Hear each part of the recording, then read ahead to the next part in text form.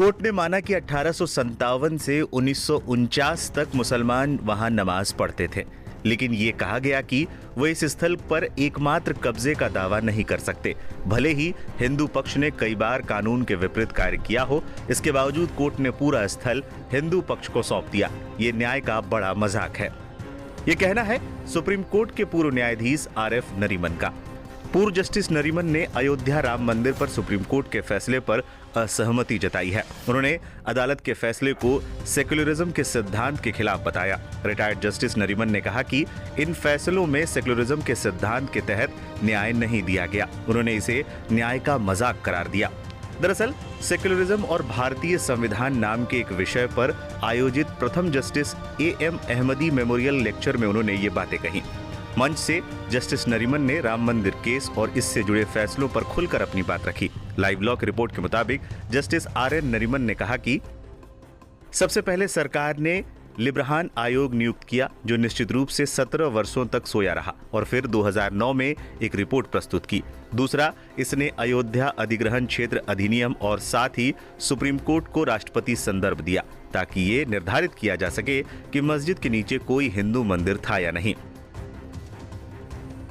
इसे उन्होंने एक तरह से शरारतपूर्ण बताया। इसके बाद जस्टिस नरीमन ने इस्माइल फारूकी वर्सेस भारत सरकार के 1994 के फैसले का जिक्र किया। इस केस में अयोध्या क्षेत्र अधिग्रहण अधिनियम 1993 की वैधता और राष्ट्रपति संदर्भ पर सुनवाई हुई थी। इस केस के फैसले में सर्वोच्च न्यायालय ने 67 एकड़ भूमि अधिग्रहण को वैध जरूर ठहराया था, लेकिन जस्टिस अहमदी ने मामले पर आपत्ति जताते हुए इसे सेक्युलरिज्म के सिद्धांत के खिलाफ बताया था।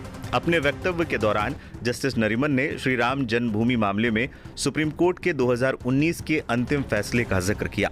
इस केस में तत्कालीन चीफ जस्टिस रंजन गोगोई की बेंच वाली 5 सदस्यीय पीठ ने सर्वसम्मति से फैसला सुनाया कि 2.77 एकड़ वाली विवादित भूमि को हिंदू पक्ष को सौंप दिया जाना चाहिए और सुन्नी वक्फ बोर्ड को किसी और स्थान पर 5 एकड़ की जमीन दी जानी चाहिए थी। जस्टिस नरीमन ने इस फैसले की आलोचना करते हुए कहा, कोर्ट ने माना कि 1857 से 1949 तक मुसलमान वहां नमाज पढ़ते थे, लेकिन ये कहा गया कि वो इस स्थल पर एकमात्र कब्जे का दावा नहीं कर सकते, भले ही हिंदू पक्ष ने कई बार कानून के विपरीत कार्य किए हों। इसके बावजूद कोर्ट ने पूरा स्थल हिंदू पक्ष को सौंप दिया। ये न्याय का बड़ा मजाक है। उन्होंने कहा कि मस्जिद का निर्माण 1528 में हुआ था और ये तब एक मस्जिद के रूप में अस्तित्व में थी, लेकिन 1853 में पहली बार इसमें विवाद हुआ। जैसे ही ब्रिटिश साम्राज्य ने 1858 में ईस्ट इंडिया कंपनी से सत्ता ली, एक दीवार को अंदर और बाहर के आंगन के बीच खड़ा कर दिया गया। इस दीवार के बाद अंदर के आंगन में मुस्लिम नमाज पढ़ते थे और बाहर के आंगन में हिंदू। ये तथ्य दर्ज है कि 1857 से लेकर 1949 तक दोनों पक्षों की प्रार्थनाएं होती रहती थी, लेकिन 1949 में कुछ लोग मस्जिद में घुसकर मूर्तियां स्थापित कर गए, जिसके बाद मुस्लिमों की प्रार्थनाएं रुक गईं। इस दौरान उन्होंने ASI के 2003 के सर्वे का भी जिक्र किया। उन्होंने कहा कि ASI के सर्वे में विभिन्न धर्मों से जुड़ी हुई चीजों के अवशेष मिले थे।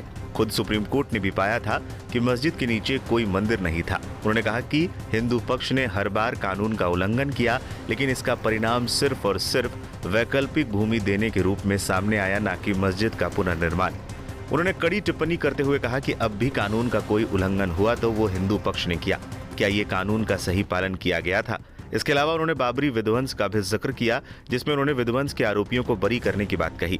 जस्टिस नरीमन ने कहा कि जिन्होंने आरोपियों को बरी करने का फैसला दिया, उन्हें बाद में यूपी का उप लोकायुक्त बनाया गया। यह हमारे देश की स्थिति को दर्शाता है। इस तरह पूर्व जस्टिस नरीमन ने राम मंदिर मामले पर खुलकर अपनी बात, अपना पक्ष रखा। अब जस्टिस नरीमन के बयान पर आपकी क्या राय है, हमें कमेंट करके जरूर बताएं। तो दोस्तों, फिलहाल इस वीडियो में बस इतना ही। हम इस वीडियो को यहीं समाप्त करते हैं। दोस्तों, इस खबर के बारे में आप क्या सोचते हैं? अपनी राय कमेंट बॉक्स में कमेंट करके ज़रूर बताएं।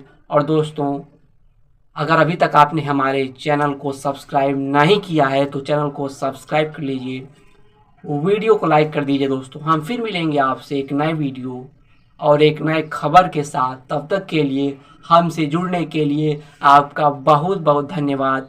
जय हिंद, जय भारत।